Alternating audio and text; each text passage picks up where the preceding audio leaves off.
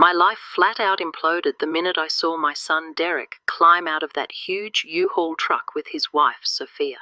And then I heard those 5 words. 5 words that sliced right through my soul. "This is for our new house. You don't need this anymore."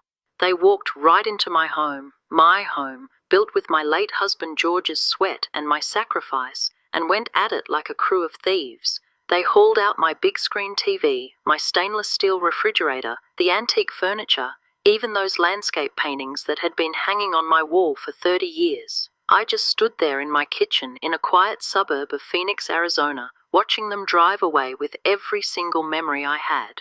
But when they reached the gate of their fancy new gated community, that truck slammed on the brakes and froze.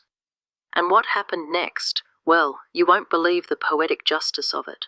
I'm 73 years old, and for half a century, I lived only for that boy. When his father died in that terrible accident, Derek was just 15. I was a widow at 23 with nothing but a broken heart and a stack of bills. That night, I swore to my son he'd never want for anything. What a naive fool I was to think a mother's love always gets paid back. I ran a little freelance alterations gig out of a cramped back room. My fingers were raw from the needle pricks. My eyes were strained under a flickering lamp. But every stitch, every late night, was for Derek. When he got into that State University engineering program, I didn't hesitate. I sold the diamond wedding ring George gave me. I sold my grandmother's gold earrings. I took everything to the pawn shop down on Elm Street for his tuition. I got a little over $1,000 for it all, but it paid his first semester. And for the next 5 years, I worked a double shift, 12 hours a day, so my boy could graduate. My hands got gnarly, my shoulders hunched, but every time he called, excited about his projects and classes, I knew it was all worth it. Listen, you've made it this far, so I know this story is hitting you deep down in your gut. But let me tell you, the worst is coming, and you're going to regret not subscribing before the twist drops. Don't be that person. Hit that button now before you miss the justice. Derek landed a killer job at a big construction firm, pulling in great money. He promised me, "I'm going to buy you a new house soon, Mom," every time he visited. But then the visits got shorter, and his calls got sporadic. I was becoming a nuisance in his new successful life. One day, he showed up with a strange, nervous smile. "Mom, I want you to meet someone special." My heart swelled, thinking, finally, a daughter-in-law, maybe some grandkids to fill this silent house. I was so wrong. The first time I saw Sophia, I knew I'd lost my son forever. She was tall, thin, with perfect blonde hair and long red acrylics that looked like claws. She wore a dress that cost more than my whole wardrobe, and her high heels echoed on my cement floor like a drum solo on my heart. Her eyes scanned my humble little house with open contempt. When I offered her coffee, she pushed the cup away. "Thank you, but I don't drink coffee," she said. "Do you have organic green tea or imported mineral water?" I just mumbled, "I only have tap water." I felt so small in my own home. Throughout that visit, she kept firing off little insults disguised as questions. "How long since you painted the house? Is this couch like an antique?" Derek just sat there, looking embarrassed, treating me like I was the one who was cringe. "Michael told me you work as a seamstress," Sophia said, checking out my rough hands. "How quaint. It must be hard to get by on that these days." Then came the zinger. "Well, at least Derek doesn't need you to support him anymore, right? He earns enough now to take care of himself." That was a dagger. If this story about a mother's selfless sacrifice only to be discarded is making your blood boil, you need to prove you have a soul. Subscribe to Stand With Me. If you won't subscribe, fine. Go to the comments right now and tell me why you're choosing to be indifferent to this pain. The next few months were a slow burn. Sophia slowly ghosted me from Derek's life. First, the visits were cancelled. Then, she started answering his phone. Then came the emotional warfare. "Your mom is very dependent on you, Derek," I once heard her hiss when she thought I wasn't nearby. "A mother who truly loves her son wants to see him fly. She doesn't tie him down with guilt." Her words were poison, but they stuck. Derek's hugs became stiff. His smiles were forced. Then Sophia came to my house alone, like a shark circling its prey. "We're getting married, and we found a beautiful house," she said. "But the cost is huge, and we need to make some adjustments to our expenses. Derek spends a lot of money visiting you, buying you things, worrying about you. she continued, sweet but venomous. And we need every penny for our future.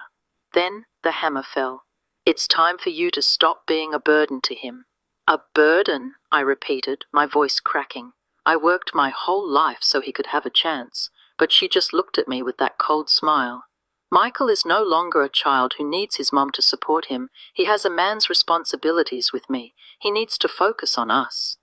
Now he belongs to me, she said so smugly. She told me that every time I mentioned selling my jewelry or working day and night, it was emotional blackmail, and Derek was tired of carrying the guilt. I'm telling you, this is the most gut-wrenching betrayal you'll ever witness. Do you really want to risk this video disappearing before you find out how I got revenge? You're playing a dangerous game. Subscribe right now, or you're just proving you don't care about a lifetime of sacrifice. I began to doubt everything. Was I suffocating my son? Was my love a chain? If you truly love him, let him go, Sophia whispered. Let him be happy with me. My heart shattered. And what will become of me? I murmured. She dropped the mask. You've already lived your life, Mrs. Carroll. You had your husband, you had your son, you fulfilled your role. Now it's time for you to let Derek live his. I withdrew. I kept calls short, refused to visit, politely turned down his financial help. Derek noticed and was confused, but Sophia spun it. See, love, your mum is fine. She's busy. She doesn't need you like she used to. My poor boy believed it. The house became a mausoleum. Then Derek called. He sounded rehearsed, like he was reading a script. Mum, Sophia and I were talking. We realize you have a lot of things you don't use anymore, things that could be useful for us to start our new life. What things? I whispered.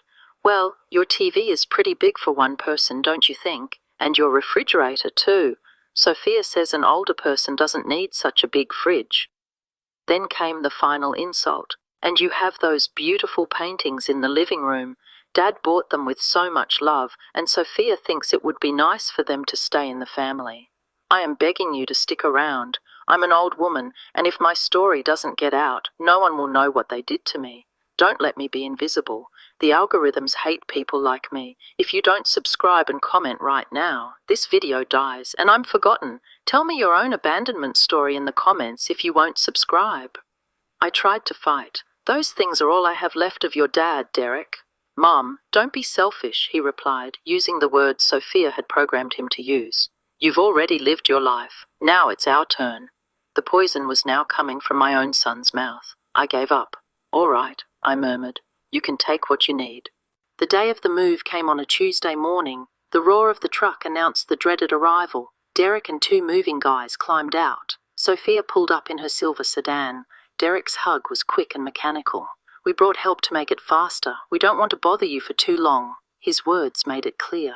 My presence was a bother. First the television, Sophia instructed the movers, walking through my living room like a buyer inspecting goods. Then the refrigerator. I stood there, frozen, watching strangers dismantle the last remnants of my family. Derek helped them disconnect the wires, but he never looked at me. This is for our new house. You don't need this anymore, I heard Sophia say. I no longer needed the big fridge because I had no family to cook for. I no longer needed the TV because I had no one to watch it with. Derek finally hugged me quick as a flash. I promise we'll come visit soon. But we both knew that was a total lie. I watched them drive off down the street, taking not just my things, but the last pieces of the family we were. The silence that filled my house was deafening. The square outlines on the wall where the paintings had hung were like open wounds. The empty spot in the kitchen where the fridge stood was a ghostly mark of what my life once was. I thought I was witnessing my own funeral, but then the truck that was driving my life away slammed on its brakes and froze at the gate of their fancy new home. Sophia and Derek saw something that made them stop dead in their tracks, something that made them realize the gravity of what they had just done, something I never would have imagined would happen. And it was all thanks to George, my late husband. You have seen a mother's heartbreak. Now it's time to see their downfall. If you abandon this video without subscribing, you're just as guilty as Derek and Sophia for ignoring the pain of an old woman. Don't let me be a cautionary tale with 0 views. Subscribe now, or if you refuse, then go write your name in the comments so I know who chose to walk away from my story.